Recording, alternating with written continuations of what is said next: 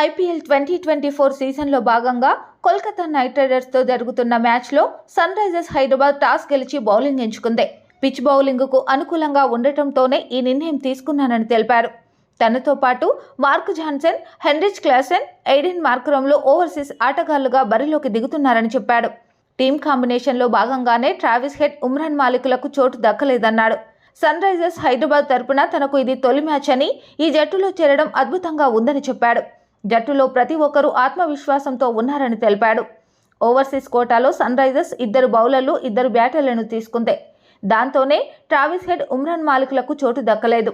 Washington సుందర్కు బదులు మయాంక్ మార్కండేకు ప్రాధాన్యత ఇచ్చారు. సుందర్ను ఇంపాక్ట్ ప్లేయర్గా ఆడించే ఛాన్స్ ఉంది. టాస్ గెలిస్తే తాను కూడా బ్యాటింగ్ ఎంచుకునేవాడినని కేకేఆర్ కెప్టెన్ శ్రేయస్ అయ్యర్ తెలిపాడు.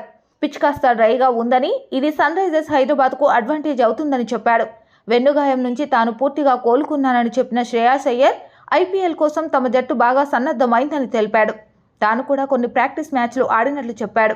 గత కొన్ని సీజన్లుగా తమ జట్టు స్పిన్నర్లు అద్భుత ప్రదర్శన కనబరుస్తున్నారని, ఈ సీజన్లో కూడా అదే జోరు కనబరుస్తారని ఆశిస్తున్నారని శ్రేయస్ అయ్యర్ తెలిపారు.